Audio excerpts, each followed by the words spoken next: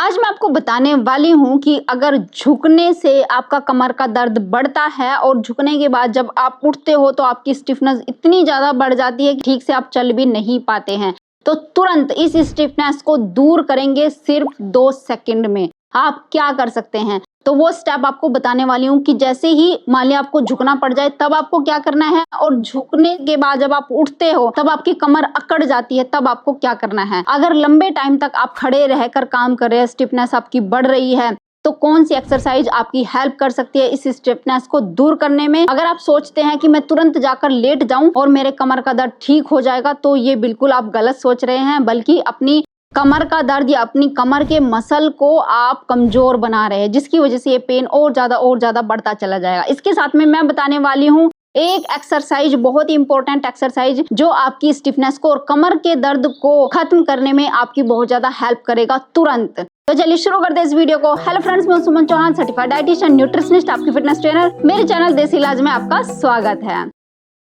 तो चलिए मैं आपको बताने वाली हूँ। देखो, बहुत सारे घर में ऐसे काम होते हैं कि जो लेडीज होती है उनको झुकना ही पड़ता है, कितना भी हम कोशिश कर ले ना झुकने की, लेकिन फिर भी बहुत सारी ऐसी चीजें होती है जो कि हमें झुककर उठानी होती है। घर का ऐसा काम होता है जो बिना झुककर किए ही नहीं जाता, उसमें झुकने की जरूरत पड़ती ही पड़ती है। तो चलिए मैं वो ट्रिक बताने वाली हूँ, उस ट्रिक पे ध्यान देना। अगर उस ट्रिक को आप फॉलो करते हैं तो अपनी कमर के दर्द से, स्टिफनेस से छुटकारा पा सकते हैं पूरी जिंदगी के लिए, और अपनी कमर के जो मसल है उनको सेफ रख सकते हैं, और कोई इंजरी ना हो उससे भी पूरी जिंदगी सेफ रह सकते हैं। तो आपको क्या करना है, कोई भी काम हम झुककर करते हैं तो सबसे पहली चीज आपको ध्यान रखना है कि जब भी आप ऐसे झुक रहे हैं, आपको मान लिया झुकना है और तुरंत काम करना है, तो एक काम कर लो, एकदम से टमी को स्टक कर लो, पीछे की तरफ खींच लो। जैसे ये मेरा पेट है तो मुझे क्या करना है, मान लिया मुझे भी झुकना पड़ता है, कई चीजें इस तरीके से उठानी पड़ती है, तो टमी को स्क्वीज कर लो। जब भी आपकी याद आए आप झुकने जा रहे हैं तो टमी को खींच लो, अंदर की तरफ पेट को खींच लो, जितना आप खींच सकते हैं। ज्यादा जोर नहीं लगाना है, लेकिन जितना आप लगा सकते हैं। उससे क्या होगा कि हमारे जो ये पेट के मसल होते हैं, ये वाले मसल होते हैं, ये सारे एक्टिव हो जाते हैं जैसे हम पेट को अंदर खींचते हैं, और ये हमारी स्पाइन को यहाँ से पकड़ लेते हैं, जकड़ लेते हैं, जिससे हमारी स्पाइन के ऊपर प्रेशर क्रिएट नहीं होता। बहुत सारे लोगों का पेट निकला हुआ होता है, उसमें बोझ होता है, पेट के अंदर चर्बी होती है। जब हम बिना सांस पर ध्यान दिए हुए, बिना अपने पेट को खींचे हुए ऐसे झुक जाते हैं तो हमारी स्पाइन भी नीचे की तरफ प्रेशर आता है, और इसी वजह से ये हमारी स्पाइन के मसल टाइट हुए होते हैं और ज्यादा स्टिफनेस बढ़ जाती है जब हम आगे झुकते हैं, या फिर पेन बढ़ जाता है क्योंकि नसों पे तुरंत खिंचाव पड़ता है। तो आपको क्या करना है, अगर आपका भी पेट बाहर निकला हुआ या नहीं भी निकला है, तो जब आप झुकने जा रहे हैं तो हल्का सा एक तो नी को बेंड करना है, और जब आप झुके तो टमी को स्क्वीज कर लेना है, सांस छोड़ के। देखिए इस तरीके से, ऐसे। अब एक चीज और ध्यान रखो, मान लिया लंबे टाइम तक मुझे कोई काम करना है, जब आप झुक करके इस तरीके से काम करते रहते हो, मान लिया कोई काम आपने करा, आपके झुकने का काम था, आपने वो करा 1 मिनट के लिए, 2 मिनट के लिए, जब आप खड़े होते हो तो इस तरीके से आप खड़े होने की कोशिश करते हो। आपको लगता है कि मेरी कमर अब अकड़ जाएगी, और होता भी यही। अगर कमर अकड़ गई है तो आपको तुरंत क्या करना है, फिर से सांस को छोड़ देना, टमी को स्क्वीज कर लेना तुरंत खड़े होने के बाद। इस तरीके से थोड़ा सा खींच लो, और अब खींच कर देखो 2-3 बार आपने ऐसे ही करना है। सांस भरनी है, फिर से भरो, फिर से छोड़ो, और टमी को खींचो। जब आप खींचते हैं तो ये वाले जो सारे मसल होते हैं ये आपकी स्पाइन को सीधा करने में लग जाते हैं, यानी आपकी स्पाइन का जो स्ट्रक्चर होना चाहिए उसको मेंटेन करने में, यानी कि उसको सीधा कर देते हैं। जैसे ही आप अपने टमी को खींचते हैं तो सारे मसल आपके एक्टिवेट हो जाते हैं, और ये जो टमी के मसल है ये सपोर्ट किसको करते हैं, आपकी स्पाइन को करते हैं पीछे जाके। तो 2-3 बार आपने सांस छोड़ना है, टमी को स्क्वीज करना है खड़े होने के बाद, और सीधा खड़े होने की कोशिश करना है। जब आप इस तरीके से करेंगे, 2-3 बार सांस छोड़ेंगे, उसी जगह पर खड़े होके और टमी को स्क्वीज करेंगे, खींचेंगे अंदर की तरफ, थोड़ा सा खींचना, ज्यादा दम नहीं लगाना है, नहीं तो पेट में दर्द हो जाएगा। थोड़ा सा टमी को सांस छोड़ के खींचना है, अंदर की तरफ पुश करना है। इस तरीके से देखो, जैसे मैं हूं, मैंने सांस भरा और छोड़ दिया, और टमी को हल्का सा खींच लिया। खींचने के बाद जितनी देर तक होल्ड रखा गया, फिर छोड़ दिया। फिर मैंने क्या किया, फिर से सांस भरा और छोड़ा, और टमी को खींच दी। ये 2-3 बार करने के बाद फिर आप चल के देखना, पूरी स्टिफनेस आपकी खत्म, यानी कि आपको पता भी नहीं चलेगा कि अभी आप झुके थे और झुककर उठे थे। नहीं तो अगर आप क्या करते हैं, सोचिए, जैसे हम ऐसे झुकते हैं और ऐसे उठते हैं, और एकदम चलने की कोशिश करते हैं तो ये चला नहीं जाता, पूरी कमर आपकी स्टिफ हो जाती है। तो इस चीज का ध्यान रखना है, जब भी झुककर आप उठो हल्का सा खड़े होना है, सिर्फ चाहे 2 ही सांसें आप भरे छोड़े और टमी को स्क्वीज करें। आपके पास टाइम नहीं तो सिर्फ 2 बार तो करे ही करे, नहीं तो 3-4 बार आप करें, टमी को स्क्वीज करें, तो आप देखेंगे बिल्कुल कमर आपकी रिलैक्स हो चुकी होगी। फिर आराम से आप आगे बढ़ सकते हैं, कोई भी काम अपना कर सकते हैं। इस तरीके से आप अपने मसल को कोई भी इंजरी होने से या स्लिप डिस्क होने से बचा सकते हैं। एक चीज का और ध्यान रखना है, जब काफी लंबे टाइम के बाद आप झुकने के बाद उठते हैं, मान लिया आप झुक गए, अचानक से काम करना शुरू कर दिया, अब आप ये तो भूल ही गए कि मेरी कमर में दर्द रहता था, अब आप उठने की कोशिश करेंगे, तो ध्यान देना, अगर आपको उठने में दिक्कत हो रही है तो तुरंत सांस छोड़ के टमी को खींच लेना, इस तरीके से खींच लेना और फिर धीरे से उठना। टमी को खींच के ही उठना, तो कोई भी दिक्कत आपकी स्पाइन में नहीं होगी।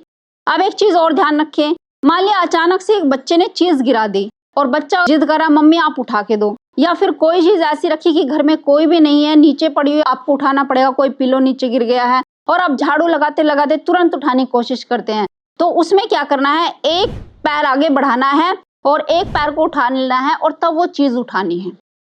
कभी भी आप दोनों पैर से एकदम झुकने की कोशिश ना करो। ज्यादातर जो स्लिप डिस्क होती है, इंजरी होती है, वो इसी वजह से होती है कि तुरंत झुक के आप तुरंत खड़े हो जाते हो बिना सांसों पे ध्यान दिए हुए। तो पहली चीज तो मैंने आपको बताई कि टमी को टक करके झुकना है, टमी को टक करते हुए उठना है और उठने के बाद 2 से 3 बार टमी को टक करना है सांस छोड़ के, तब आपने आगे जो कदम बढ़ाने हैं या आगे का काम करना है। एक तो ये हो गया। कई बार हम भूल ही जाते हैं, भाई ये चीजें हम भूल गए, तो हमेशा इस चीज की हैबिट बनाओ कि एक पैर आपके आगे एक पीछे और हल्का सा इस लेग को लिफ्ट कर लो और वो चीज उठा लो, या फिर दूसरी लेग से ऐसे कर लो। इस तरीके से आपकी स्पाइन का जो कर्व होता है वो बदलता नहीं है या ज्यादा स्पाइन के ऊपर प्रेशर क्रिएट नहीं होता। जब हम एक लेग को उठाते हैं तो हमारी स्पाइन सीधी होती है और जो ये हमारे मसल होते हैं, ये जो मसल होता है वो स्पाइन को ऐसे अपने साथ खींच के रखता है, जिसकी वजह से कर्व के ऊपर प्रेशर नहीं आता और आसानी से हम वो चीज उठाते हैं और बिना पेन के, बिना स्टिफनेस के हमारा वो काम हो जाता है। अब चलिए मैं आपको बताती हूँ वो बेस्ट एक्सरसाइज कौन सी है जब कमर का दर्द बढ़ जाए तो आपको करनी चाहिए। वो बेस्ट एक्सरसाइज है वॉकिंग। घर में ही घूम लो आप, इस तरीके से सिंपल वॉक करो, ऐसे एकदम आपका स्पाइन, आपका कर्व ऐसे झुक के नहीं करना है, इस तरीके से मत करो।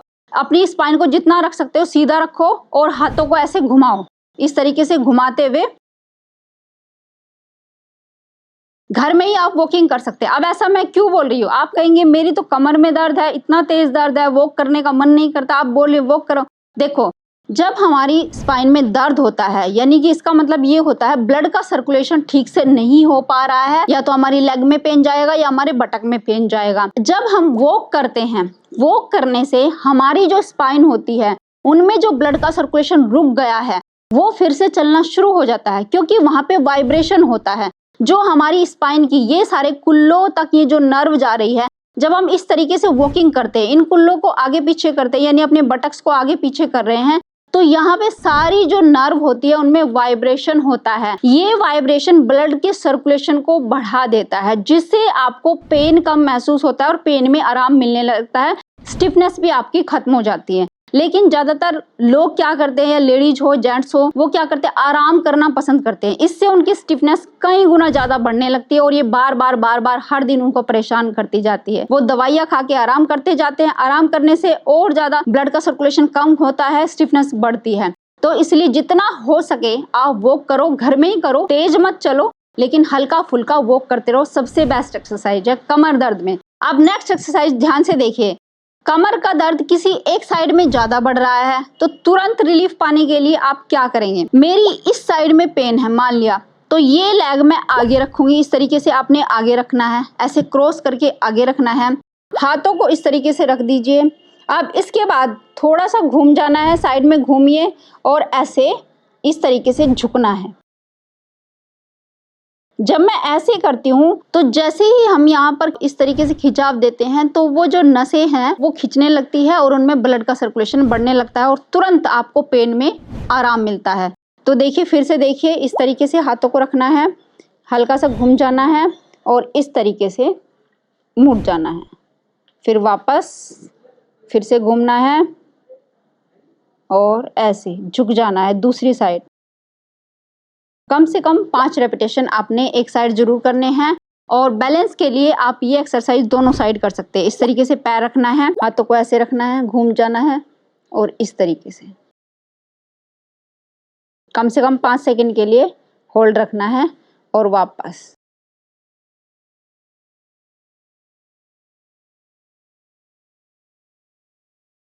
वापस आना है। अब यही एक्सरसाइज में अगला स्टेप आपको बता देती हूँ जिससे और रिलीफ आपको मिल जाएगा। अब आपको फिर से ऐसे ही क्रॉस लेग करनी है जिस साइड आपके पेन है। अब एक हाथ को आपको अपने ऐसे कुल्ले के ऊपर रखना है और दूसरे हाथ को ऐसे इस तरीके से आपको सर के ऊपर ऐसे उठा के रखना है। अब आपको फिर से ऐसे ही स्ट्रेच देना है, दूसरी साइड झुक जाना है, इस तरीके से हाथ को ऊपर उठा के रखना है और दूसरी साइड जितना आप मैक्सिमम झुक सकते हैं दूसरी साइड उतना झुकना है। 5 सेकंड होल्ड करने के बाद वापस फिर से ऐसे ही करना है।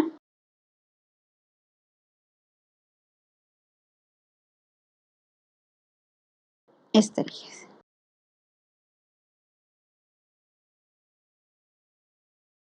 कम से कम 5 से 10 रेपिटेशन एक साइड करें और 5 से 10 रेपिटेशन दूसरी साइड करें। अब अपनी बैक के मसल को एकदम मजबूत बनाने के लिए, स्ट्रेंथन बनाने के लिए और बार बार इस पेन से आप बचे रहें और ये मसल आपकी स्पाइन को पकड़ के रखे, यानी आपके स्पाइन के जो स्ट्रक्चर है उसको मेंटेन करके रखे। उसकी फ्लेक्सिबिलिटी बढ़ाने के लिए ये एक्सरसाइज बहुत ज्यादा इंपॉर्टेंट है। देखिए कैसे आपको किसी चीज का सपोर्ट लेना है और ये डेली सुबह उठते ही खाली पेट और शाम को भी जरूर करनी है और इस तरीके से स्क्वाट को होल्ड करना है। चाहे आप हाथों को, मैं आपको दिखा देती हूँ, अगर बिना सपोर्ट के आप कर सकते हैं तो इस तरीके से हाथों को पकड़ लीजिए और ऐसे स्क्वाट होल्ड कम से कम 30 सेकंड के लिए एक ही पोजीशन में रुकना है और कमर बिल्कुल सीधी। ध्यान रखें कमर आपकी इस तरीके से, ये देखिए कमर आपकी सीधी और टमी को स्क्वीज करके रखना, खींच के रखना है अंदर की तरफ। नॉर्मल सांस लेते रहे, छोड़ते रहे। 30 सेकंड इसको होल्ड करने के बाद उठ जाना है और कम से कम 3 रेपिटेशन एक बार में जरूर करने हैं। अगर डेली एक्सरसाइज करते हैं तो ये थाई के मसल, कुल्लों के मसल और आपके कमर के मसल इतने मजबूत हो जाएंगे कि फिर आगे झुको या पीछे झुको कोई दिक्कत आपको नहीं आएगी। उम्मीद है आज की वीडियो आपको बहुत पसंद आई होगी। आप लाइक शेयर भी करेंगे। अगर चैनल पर नए, चैनल को सब्सक्राइब कर लीजिए। तो फिर मिलते हैं नेक्स्ट वीडियो में, तब तक के लिए बाय बाय, टेक केयर।